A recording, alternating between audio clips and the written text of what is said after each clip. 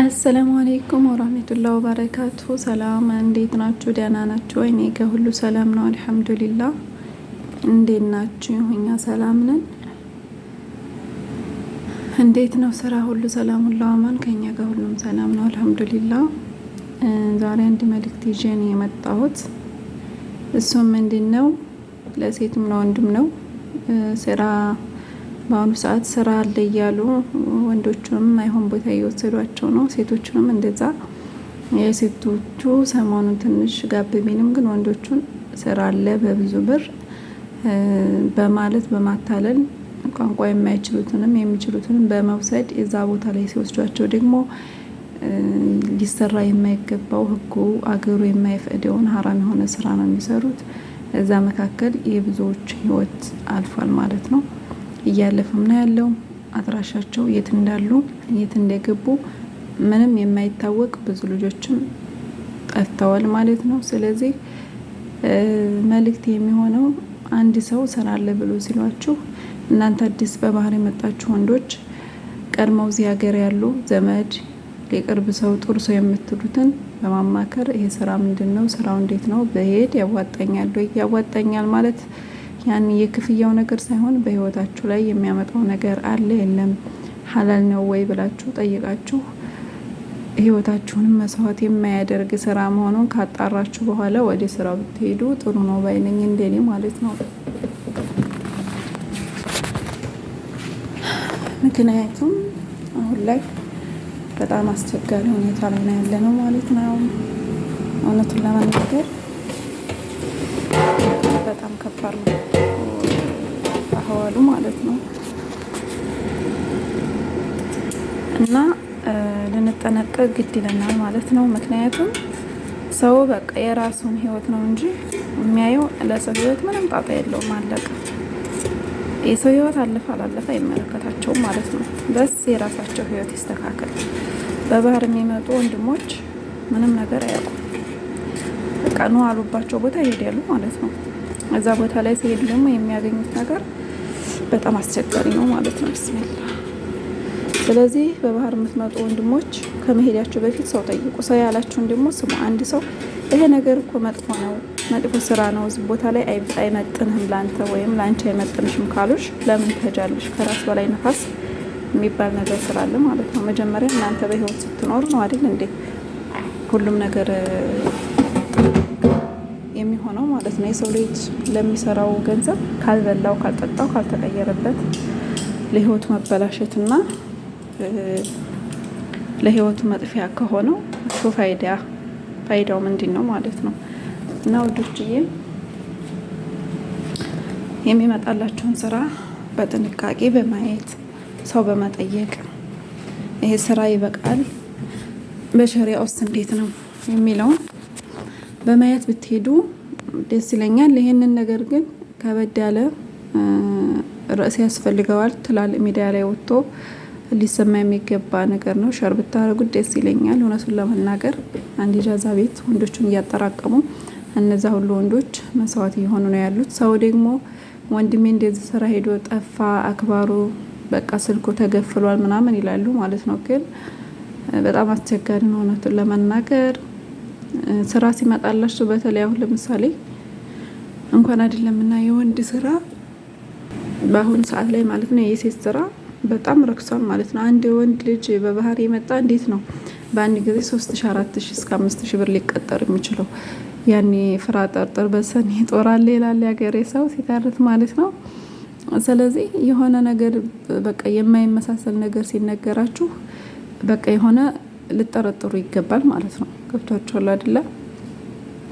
አሁን ለምሳሌ የሴቶች ስራ በአሁኑ ሰዓት እንደው አለ ከተባለ ከምግብ ጋር ሆኖ ሙምኪን 2002 እንደዚህ ሊሆን ይችላል። 3000 ብር ስራ አለ ብለው ቢሉኝ ብድግ ብዬ ልሄድ አልችልም። ምክንያቱም ይሄ ነገር ከጀርባው ምን አለ የሚለውን ነገር ማጣራት አለብኝ። በተለይ በደላላ የምትሄዱ በጀማዓ እንኳን ችግር የለውም። የምታውቁት የቅርብ ሰው ጀማዓ ማለት የቅርብ ሰው እዛ ጀማዓ ውስጥ ይሰራል። ያ ሰውዬ ለእኛም ስራ ሰራተኛ አንጣልን ወይም አምጭልኝ ይሏትና በዛ መሰረት ከሄዳችሁ ችግር የለውም። ሰዎቹን የምታውቃቸው ጀማውን የምታውቃቸው ከሆነ ማለት ነው። ወላኪን ይሄ በደላላ ወይንም ደግሞ በአንዳንድ አጭበርባሪዎች በእነሱ በሚደልሉት ነገር የምትሄዱ ሰዎች አዲስ በባህር የምትመጡ አውቃለሁ ብዙ ነገር አለ፣ ብዙ ገንዘብ ጠፍቷል። ግን ደግሞ የሰው ልጅ በህይወት ሲኖር ነው ገንዘብ የምንጠቀምበት ማለት ነው። የሰው ልጅ ካፈር በታይ ከሆነ በዛ በገንዘብ ልንጠቀምበት አንችልም ማለት ነው። ስለዚህ ህይወታችሁን መስዋዕት ከማድረጋችሁ በፊት የምትሄዱበትን ስራ አረጋግጡ። ከዚህም በላይ ደግሞ አንድ ሰው የሆነ ችግር ደረሰበት እንበል ወይም ሞተ እንበል፣ خلاص እሱ ሄደ በቃ አይልማም አይሰማም ሄደ። ግን ለቋሚ ምን አይነት ጭንቀት፣ ምን አይነት ፈተና፣ ምን አይነት ሀሳብ፣ እንቅልፍ፣ ሁሉን ነገር ነስቶ ነው የሚሄደው ማለት ነው። ምክንያቱም እነዛ ሰዎች በህይወት ይኖር አይኖር የሚያውቁት ነገር የለም ማለት ነው። ወይ ዛሬ ይደውላል፣ ነገ ይደውላል፣ አለ የለም ሆኖ ነው በቃ የሚለው ሀሳብ እንቅልፍ ይነሳቸዋል ማለት ነው። ስለዚህ ያንንም ማሰብ ጥሩ ነው። ለሰው ልጅ ለደስታ ሰበብ እንጂ ለሀዘኑ ሰበብ ባንሆን ጥሩ ነው ማለት ነው ኢንሻአላህ። እና ስራ የምትሄዱ በማንኛውም ቦታ ሳውዲ ላይ ማለት ነው ስራ ሲመጣላችሁ ለቅርብ ለምትሉት ለእህት ለወንድም ወይንም በቃ ለቅርብ ሰው አማክሩ ማለት ነው። ለተለያየ ሰው አማክሩ። እንደዚህ ያለ ስራ አለ ተብያለሁኝ፣ ይሄ ስራ ምንድነው ይሆናል ወይ? ይሄ ስራ ሰርታችሁ ታውቃላችሁ ወይ? ምን ችግር ያመጣል? ሳውዲ እኮ በሸሪያ የምትተዳደር ሀገር ናት። እንደ ኢትዮጵያ እንደዚህ አንዱን ጥሎ አንዱን አንጠልጥሎ መሄድ ምናምን ነገር የሚባል ነገር የለም። ስለዚህ በሀገራችን የለመድነው እዚሁ ሀገራችን ትተን መምጣት ነው። ሰው ሀገር ስንሄድ ደግሞ ሰው ይከብዳል ትንሽ ማለት ነው። እውነቱን ለመናገር እንደዚህ አይነት የወረደ ስራ መስራት ይከብዳል። እና ለማንኛውም እንግዲህ ጥንቃቄ እያደረጋችሁ ስሩ። ያው ከባድ ነው፣ የሰው ቤት አስቸጋሪ ነው። እና ሰሚራ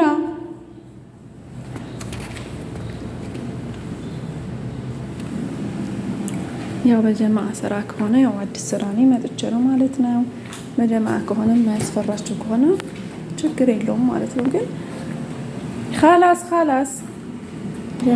ኻላስ በጀማዓ ያልሆነ ስራ ለእናንተም ጥሩ አይሆንላችሁም ማለት ነው። ልጆች ራሳቸውን ጠብቁ። እውነቱን ለመናገር ወንዶች እየተበሉ ነው ያሉት፣ ህይወታቸው እያለፈ ስለሆነ ስለዚህ ህይወታቸውን ለመጠበቅ ሞክሩ። ኢንሻአላህ ይሄ ነገር በዚህ ብቻ የሚያልቅ አይደለም። ትልቅ ሚዲያ ላይ ወጥቶ ሰው እንዲጠነቀቅ ማድረግ ግድ ነው ማለት ነው። ምክንያቱም በጣም አስቸጋሪ ነው ሁኔታው ማለት ነው። ስለዚህ ሰው እንዲጠነቀቅ ማድረግ ግዴታችን ነው ማለት ነው። ብዙ በባህር የሚመጡ ወንድሞች ህይወታቸው እያለፈ ስለሆነ ኢንሻአላህ የዛሬውን መልእክቴን ላይክ፣ ሼር፣ ሰብስክራይብ በማድረግ አዲስ ቻናልም ከፍቻለሁ። የቻናሌንም አበረታቱኝ። እናም ውዶችዬ ራሳችሁን ጠብቁ። ቪዲዮውንም ላይክ፣ ሼር፣ ሰብስክራይብ በማድረግ ቤተሰብ ሁኑ። አበረታቱን። አዲስ ዩቲዩብ ጀማሪዎች አሁን በአዲስ አይዲያ እንመጣላችኋለን። እኔና ጓደኛዬ ማለት ነው አዲስ ቪዲዮ እንመጣለን ኢንሻአላህ። ስራ ቦታ ነው ያለ ነው። ስደትን የሚያንጸባርቅ ቪዲዮ ልንሰራ ነው።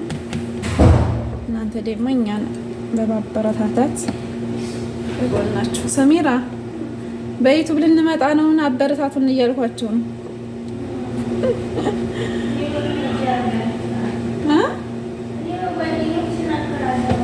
አላሁ አክበር። አዎ ለምታውቂ ሁሉ አስተላልፊ። ቁመው እንዲጠብቁሽ አበባ እየረጩ ማለት ነው። እና በአዲስ ቪዲዮ እንመጣለን።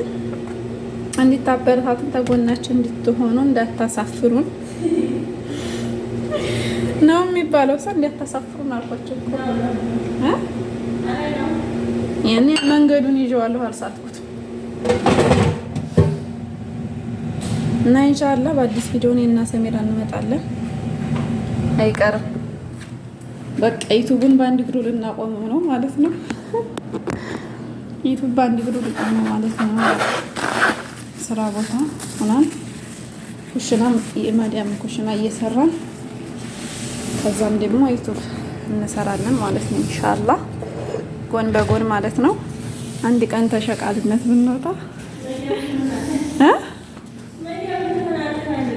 አንድ ቀን ማዲያም ብንሆን ማዲያም ማግባቱ ቀርቶ በታጨሻ ላይ ሀገሬ ሰው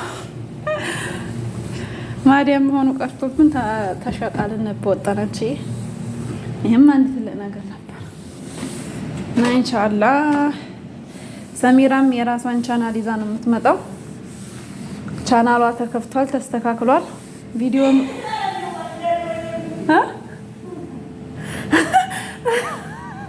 ቪዲዮ እየሰራሁ እኮ ነው ወላ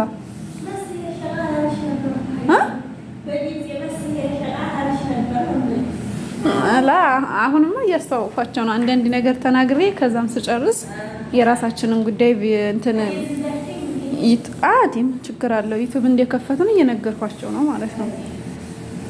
እና እንመጣለን። ሰሚራም የራሷን ቻናል ከፍታለች። ያው ቪዲዮ መልቀቅ መከረጥ ብቻ ነው የቀረን። ቪዲዮዎችን እየከረጽን ኢንሻአላህ ወደ እናንተ እንመጣለን። እናንተ ደግሞ አበረታቱን ኢንሻአላህ። ተጎናችን ሆኖ ቪዲዮዋችንን ሼር እና ሰብስክራይብ በማድረግ እንደ አዲስ ጀማሪዎች ኢንሻአላህ ተጎናችን እንደምትሆኑ ተስፋ እናደርጋለን ማለት ነው። የማዲያም ቅመሞች ሁሉ ከጎናችን በመሆን የዜግነት ግዴታችሁን እንድትወጡ ያን መልእክታችንን እናስተላልፋለን ኢንሻአላህ። ሰሚራም ያው ተዘጋጂ፣ ሰምተሽኛል?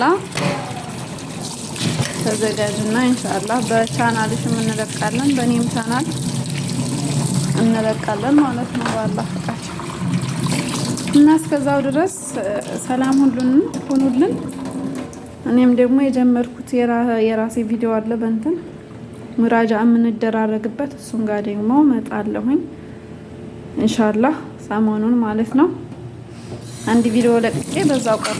እንዲያውም አሁን ኢንሻአላህ ሰራለሁ አንድ ቪዲዮ፣ ከዛ ከባለፈው በቀጠለ አንድ ቪዲዮ ሰራለሁ አሁን ላይ ማለት ነው ኢንሻአላህ። እስከዛ ድረስ አሰላሙ አለይኩም ወራህመቱላሂ ወበረካቱ።